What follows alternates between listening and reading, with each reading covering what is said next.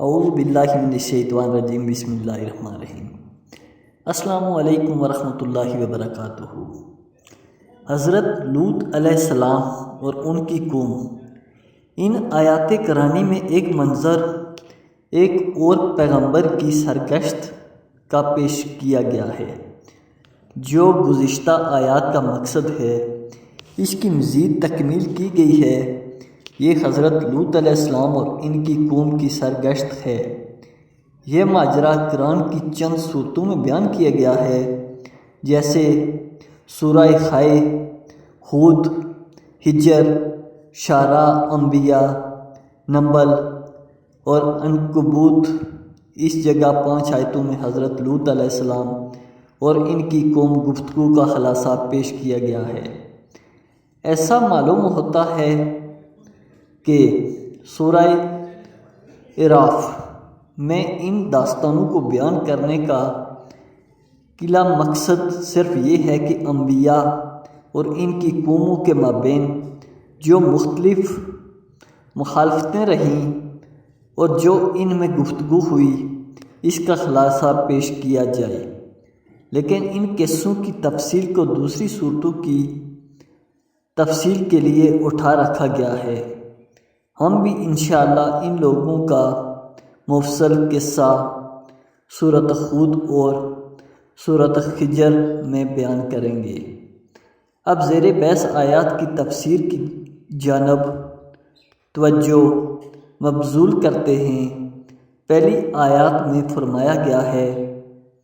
یاد کرو پیغمبر لوط کو جب کہ انہوں نے اپنی قوم سے کہا کہ تم ایسا نمگین اور شرمناک فعل انجام دیتے ہو کہ جہانوں میں سے کسی نے ایسا نہیں کیا۔ یہ اس بات کی طرف اشارہ ہے کہ یہ عمل بذات خود ایک انتہائی برا اور شرمناک فعل تو ہے ہی، اس کے علاوہ یہ بھی ہے کہ یہ وہ برا کام جو تم سے پہلے کسی قوم و ملت نے نہیں کیا۔ اس وجہ سے اس کی برائی کہیں گنا بڑھ گئی ہے، کیونکہ کسی برے طریقے کی بنیاد رکھنا قریب کے زمانے میں اور دور کے زمانے میں آنے والے افراد کو اس برے طریقے پر چلنے کی دعوت دینے کے مترادف ہے۔ مذکورہ بلا آیات سے یہ بخوبی معلوم ہوتا ہے کہ یہ عمل بدتاریخی حیثیت سے قوم لوط تک منتہی ہوتا ہے، کیونکہ وہ لوگ پیسے والے تھے جو اپنی زندگی ہوا پرستی اور شوت رانی میں گزارتے تھے، جس کی تفصیل انشاءاللہ مذکورہ بلا صورتوں کی تفسیر میں بیان کی جائے گی۔ اس کے بعد والی آیات میں اس گناہ کی تشریح کی گئی ہے جس کو اب تک سربستہ طور سے بیان کیا گیا تھا۔ ارشاد ہوتا ہے، تم لوگ شہود کے ساتھ مردوں کی طرف جاتے ہو اور عورتوں کو تم نے چھوڑ رکھا ہے۔ بھلا اس سے بدتر اور کون سا کام ہو سکتا ہے کہ طلوع و تناسل کا واحد ذریعہ یعنی مرد عورت کا ملاپ، اس کو انسان ترک کر دے اور جنس موافق کے پیچھے پڑ جائے۔ یہ ایسا کام ہے جو اصولی طور پر نادرست، خلاف عقل اور بدن انسان کی ساخت کے منافی اور روح کے خلاف ہے، نیز انسان کی اس فطرت اعلیٰ کے خلاف ہے جس میں ابھی کوئی تغیر واقع نہیں ہوا، جس کا نتیجہ یہ ہے کہ جنسی ملاپ کی جو غرض و غائد ہے وہ فوت ہو کر رہ جائے گی۔ دوسرے لفظوں میں یہ کہنا چاہیے کہ اس کی فعل کا ماصل یہ ہے کہ انسان اپنی جنسی خواہش کو چھوٹے طریقے سے پورا کرے اور نسل انسانی کو قطع کرنے کا سبب بن جائے۔ اس کے بعد آیات میں مزید تاکید کے لیے فرمایا گیا ہے، تم لوگ اسراف کرنے والی قوم ہو، یعنی تم نے حدود الہی سے اپنے قدم آگے بڑھا لیے ہیں اور گمراہی و سرکشی کے میدان میں فطرت کے حد و محدود کو چھوڑ کر بھٹک گئے ہو۔ ممکن ہے لفظ مصروفون سے اشارہ اس بات کی طرف ہو کہ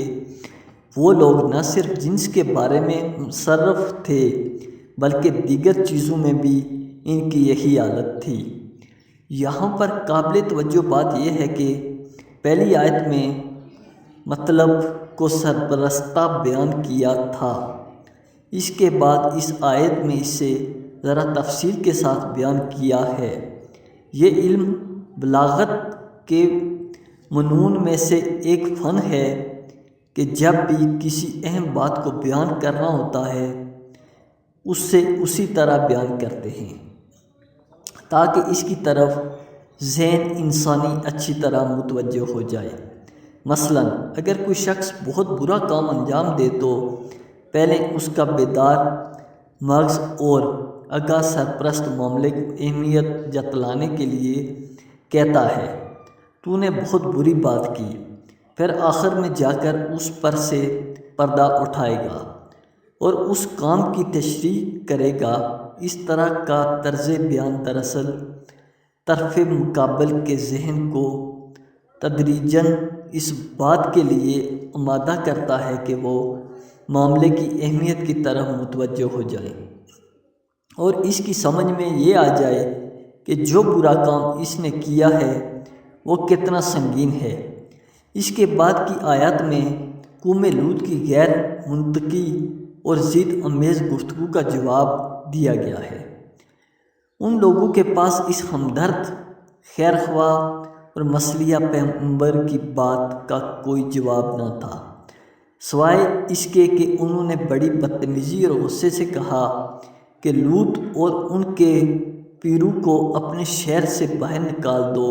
ان کا گناہ کیا؟ ان کا گناہ صرف یہ ہے کہ یہ پاک لوگ ہیں اور گناہ نہیں کرتے۔ اس آیت میں اور یہ کوئی تعجب کی بات نہیں ہے کہ ایک کثیف اور گنہگار گروہ نے پاکیزہ افراد کو ان کی پاکیزہ مانی کے جرم میں اپنی سوسائٹی سے نکال دینے کی کوشش کی۔ یہ لوگ ایسے پاک افراد کو اپنی خبث سرانی اور شہوت پرستی کے لیے سرد رہ دکھتے ہیں۔ اس بنا پر ان کی پاک دامنی اس گروہ کے لیے بجائے خوبی کے ان کی کمزوری شمار ہوتی تھی۔ اس جملے میں ایک یہ احتمال بھی پایا جاتا ہے کہ قوم لوط کا منشا یہ تھا کہ حضرت لوط اور ان کے پیروکاروں کو تظاہر اور ریاکاری کے ساتھ متہم کریں، جیسا کہ ہم اکثر اشارہ وغیرہ میں یہ سنا ہے کہ بعض گنہگار اور شراب بخوار افراد مقدس اور پاک ہندو کو دکھاوے اور دیاکاری کے ساتھ متہم کرتے ہیں اور بزم خود اپنے شراب آلودہ چیتھڑوں کو زاہد کے مسلح سے بہتر خیال کرتے ہیں، اور یہ ایک چھوٹا برائت نامہ ہے جو وہ خود اپنے ہاتھ میں اپنے لیے لکھ لیتے ہیں۔ اگر مذکورہ بالا 3 آیات پر نظر ڈالی جائے تو ہر انصاف پرور شخص یہ فیصلہ کرنے پر مجبور ہوگا کہ قوم لوط کے افراد بہت گرے ہوئے لوگ تھے جنہوں نے ایک مسلح بزرگ کی تمام نصیحتوں اور منطقی دلیلوں اور جملہ خیر خوائیوں کو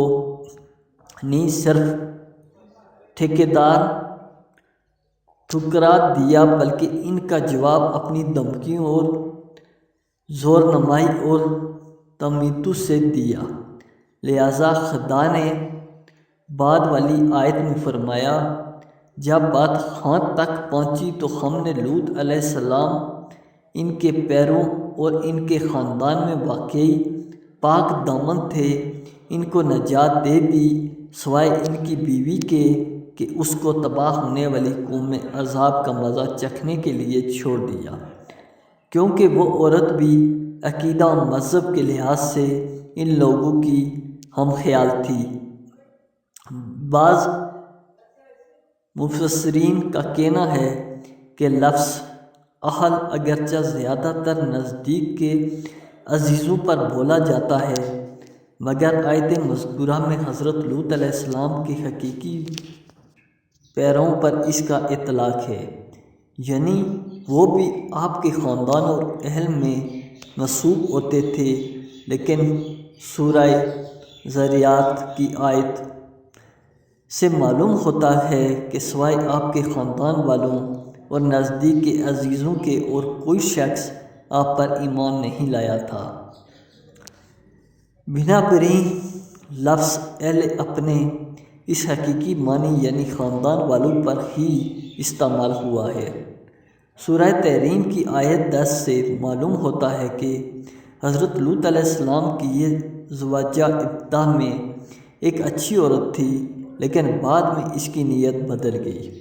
اور اس نے حضرت لوط علیہ السلام کے ساتھ خیانت کر کے قوم لوط کی جرات بڑھائی۔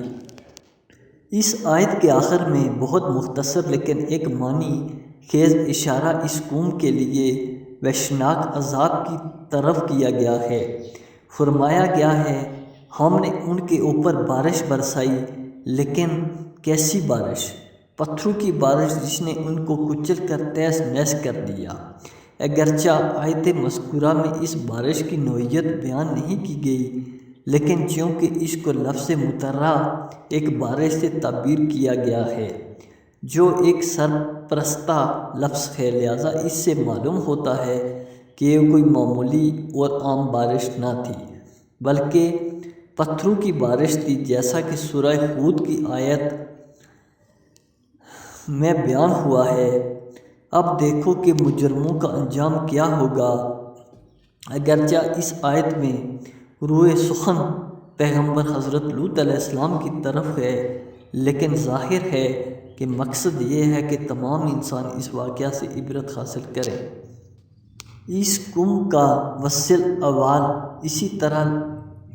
لواحد اور ہم جنس پرستی کے گوناگون مضرات اور شریعت کی روح سے اس عمل سنگی کی سزا انشاءاللہ سورہ ہود اور ہجر میں بیان کی جائے گی۔ ترجمہ: اور ہم نے بھیجا مدین کی طرف ان کے بھائی شعیب کو، انہوں نے کہا کہ اے میری قوم، خدا کی پرستش کرو کہ اس کے سوا کوئی معبود نہیں ہے۔ تمہارے پروردگار کی جانب سے روشن دلیل آ چکی ہے، بنابراین جو پیمانہ اور ترازو کا حق ہے اسے ادا کرو اور لوگوں کے والوں میں سے کچھ کم نہ کرو، اور جب کہ ایمان اور دعوت انبیاء کی طرف سے روئے زمین پر اصلاح ہو چکی ہے، اس میں فساد نہ کرو، یہ تمہارے واسطے بہتر ہے۔ اگر تم با ایمان ہو اور ہر راستے پر نہ بیٹھو تاکہ با ایمان لوگوں کو دھمکیاں دو